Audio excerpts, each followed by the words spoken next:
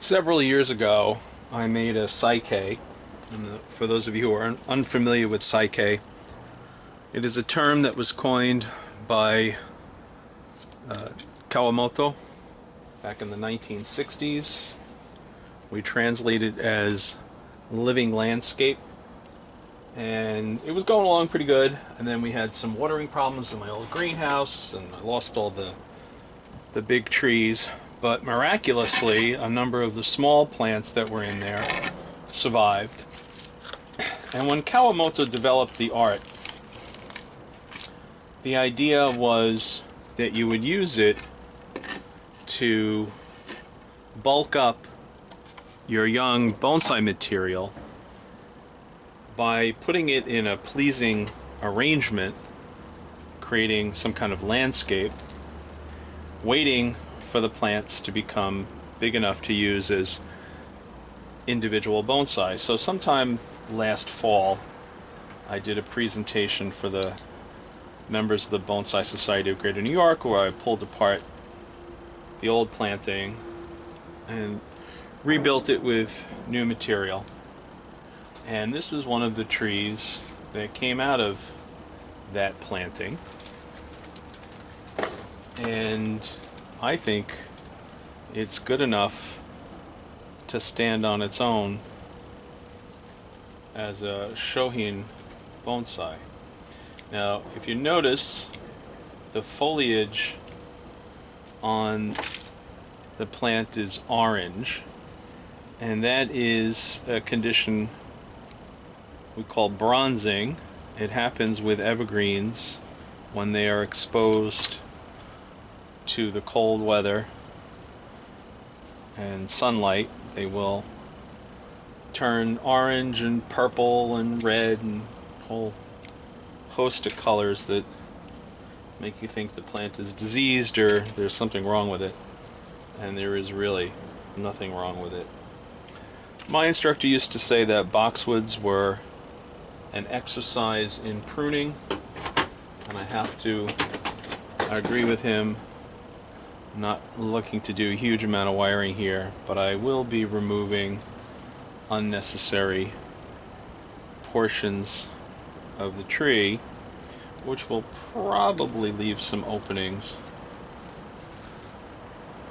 and the tree might not look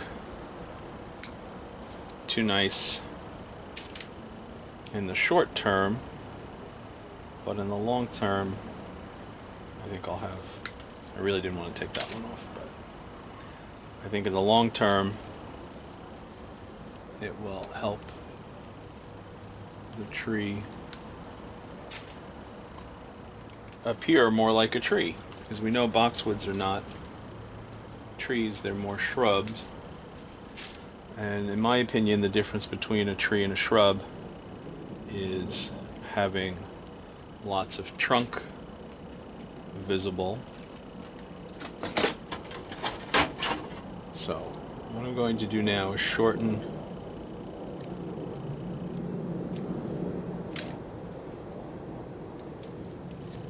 the branches. Now, I'm going to pay attention to where the leaves are pointing.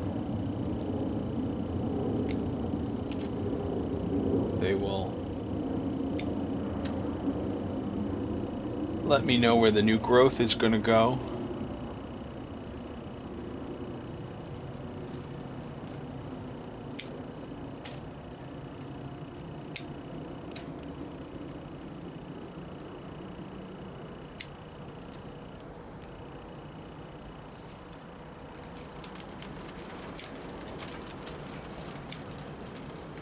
It's not going to look like much when I'm finished, but in a season or two it will flesh out behind all these cuts, and I'll end up with a cute little boxwood.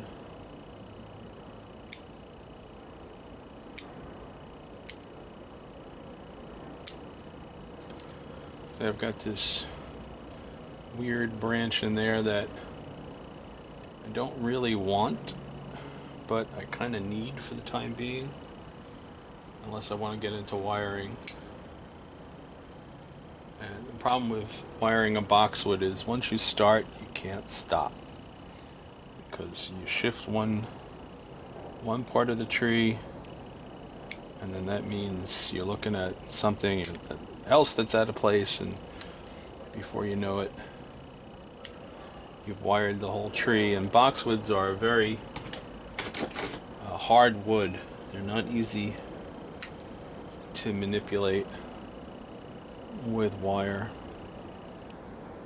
So that's too heavy up at the top. That's a nice choice. A little bit of confusion up there. Not sure where that's going to go.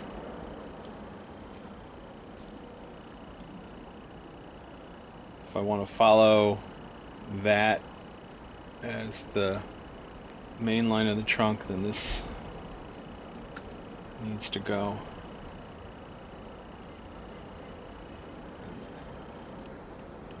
That's out too far. And I'm paying attention to buds that are parallel to the ground. Those are the ones I want to keep. So it has more branches and foliage than it really needs right now, but I'm keeping them for the time being. Last year it was pulled out of the Saikei, and I potted it in that nursery pot for the season. So this has been a grand total of September to February. How many months is that? 5? 5 months it's been sitting, waiting for me to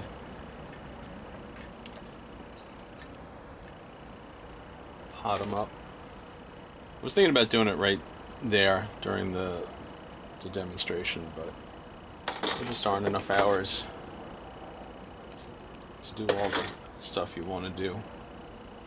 Okay, so my number one branch is over here on the left, so I'm going to plant this tree right of center.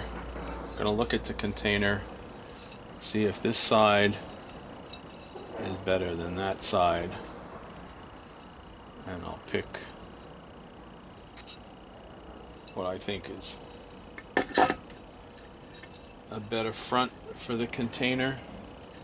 Now I have all this soil from last fall, and there's really nothing wrong with it. I don't have any insects, I don't have any bugs, I don't have any... I do have a rock. Wonder where that came from. So I can reuse that, or I can go with some fresh soil.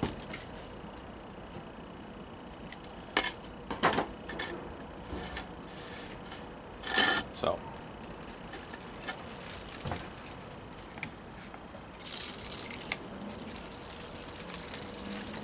a little bit of Super Thrive. You can see that it put out nice, vibrant white roots over the winter.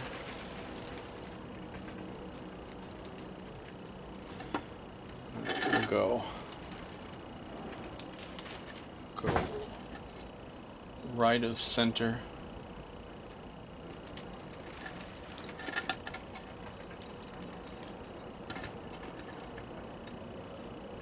So a little bit of a mound off to the side, branches embracing you.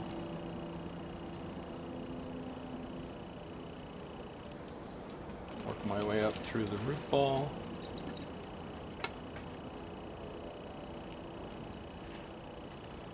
Definitely gonna have to wire that.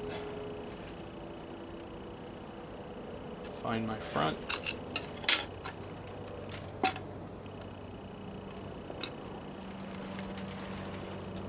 And we're gonna hide this wire underneath the roots.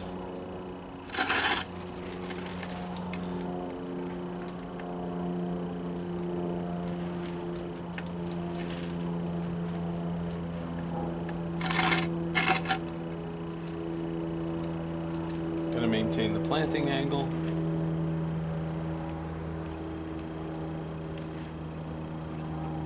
Pull that down.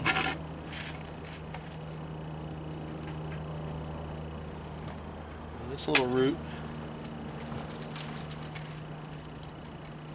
is giving me grief, so we'll take one of my pieces of scrap wire, make what we call a hairpin, for those of you old enough to remember those. That'll hold the root in place.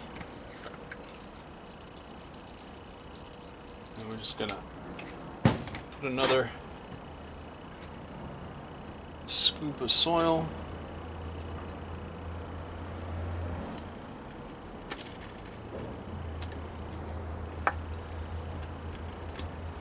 Now, like I said, I need to wire that, so I will put one little piece of wire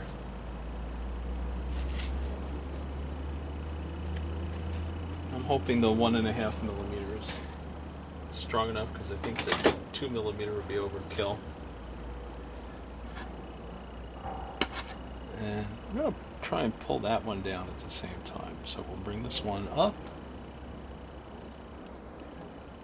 Oh, that's too long, we'll have to prune him.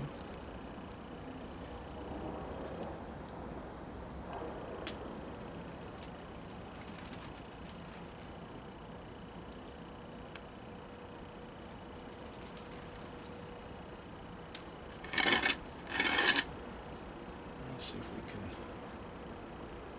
do a little something over here.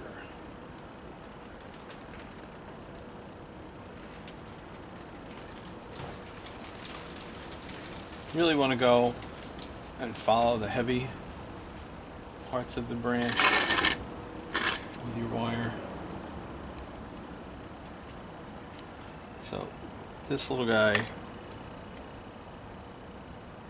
pointing out to the right, if I can get that leaf disentangled.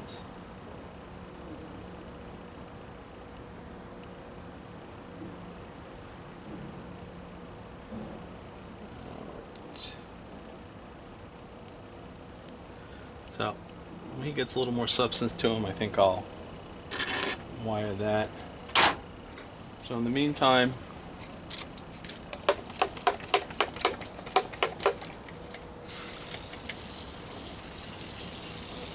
debating whether or not I want to give him organic or synthetic fertilizer. I know Owen Reich teaches that the Japanese use 100% organic fertilizer on their azaleas in order to keep the branches pliable. Don't know if I need to do that with a boxwood, if it'll even make a difference. So I'll probably throw one of my cakes on it and let it do its thing. So that was a little nothing of a cutting in a Saikei probably about 8-9 years ago, and one of the few survivors from the problems I had with watering in the old greenhouse. We had a pipe that burst one winter and it took the landlord forever to fix it, and I was not able to keep things adequately watered. So if you make a Saikei, think about what you can do with the plant material after you pull it apart, because that was the original intent of the art. And think about using plant material that you would want as individual bonsai and think about what you like in terms of a finished height. I'm a big fan of Shohin and Mame bonsai, but they require lots and lots of attention, and you have to really stay on top of them, or set up sand trays, or not have a job, never go on vacation. So you can do it. You just have to figure out who's going to take care of stuff, because you cannot trust family, you cannot trust friends to take care of your bonsai, because they don't know, they don't understand, and they don't care the same way you do. So if you're in this art, no more vacations, and you become a prisoner of your possessions. Always love that phrase. So I hope that kind of gives you an idea what you can do with just a little nothing out of another planting. And by all means, you can ask questions, put in comments, do the like, subscribe thing if you're up to it. If not, go out and play with your trees. Have fun!